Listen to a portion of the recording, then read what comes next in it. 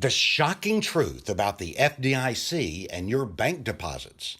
I'm Bob Stokes with Elliott International.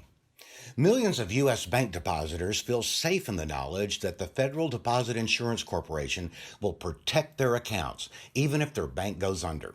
Yes, it's true that the FDIC says it will do so. As their website states, the standard insurance amount is $250,000 per depositor per insured bank for each account ownership category. But the question is, does the FDIC have the wherewithal to fulfill its promise?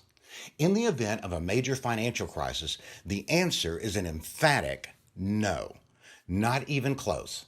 Here's what the Elliott theorist said in August 2008, near the middle of the 2007-2009 financial crisis. The FDIC is not funded well enough to bail out even a handful of the biggest banks in America. It has enough money to pay depositors of about 3 big banks. After that, it's broke. No doubt most bank depositors would be shocked to learn this. But think about it. No single entity could possibly insure all of the nation's bank deposits. Yet that FDIC sticker on the front of your bank is very reassuring. The discussions with your banker about your deposit insurance might be reassuring.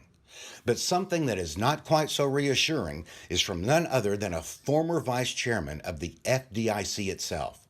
Here's what Thomas Honig wrote for the Los Angeles Times in a December 18, 2014 article titled, "FDIC Couldn't Cover a Big Bank Bailout Without Taxpayer Support."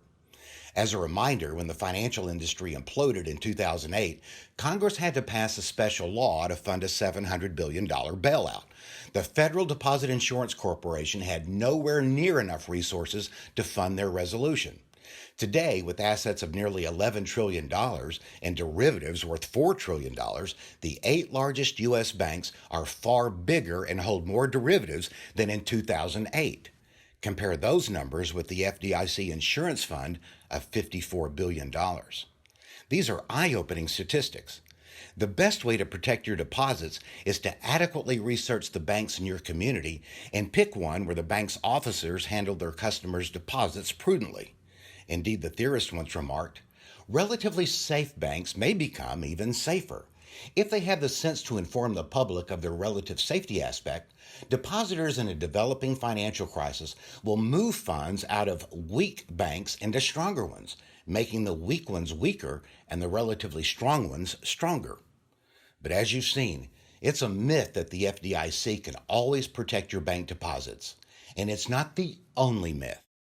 We have more.